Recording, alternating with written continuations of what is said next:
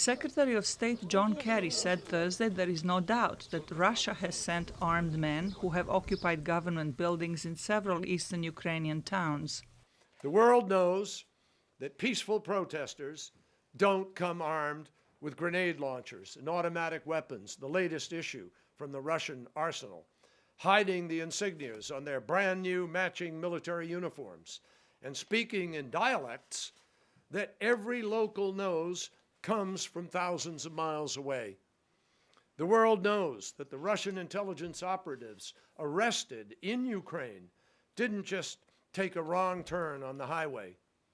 In fact, we have seen soldiers wearing uniforms identical to the ones Russian soldiers wore in Crimea last month.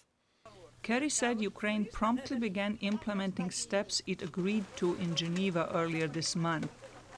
From day one, Prime Minister Yatsenyuk has kept his word. He immediately agreed to help vacate buildings. He suspended Ukraine's counterterrorism initiative over Easter, choosing de-escalation despite Ukraine's legitimate fundamental right to defend its own territory and its own people. Kerry said Russia has acted to further destabilize Ukraine to pave the way for more incursions in the country's east. Russian President Vladimir Putin has said he would send troops into Ukraine to defend pro-Russian population in eastern Ukraine.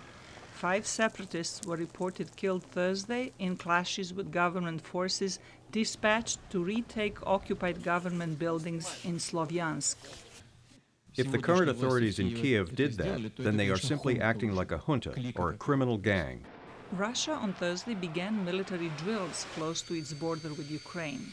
Defense Minister Sergei Shoigu said Moscow had to act after, as he said, Kiev deployed 11,000 troops and 160 tanks in eastern Ukraine.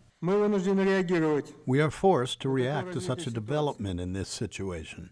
Ukrainian ambassador to the United Nations, Yuriy Sergeyev, told VOA Thursday that his government halted the operation in Slovyansk as soon as it turned deadly. The Minister of Interior decided to suspend the active phase of this action to look what could happen after that and still addressing the separatists to surrender. Sergeyev said Russia has done nothing to discourage pro-Russian activity in Ukraine's east or taken any other steps to fulfill its Geneva commitments. Kerry said international sanctions already have hurt Russia's economy and finances. He said if Moscow continues on its path of destruction, deception and destabilization, the cost will be much higher. Zlatica Hoke, VOA News, Washington.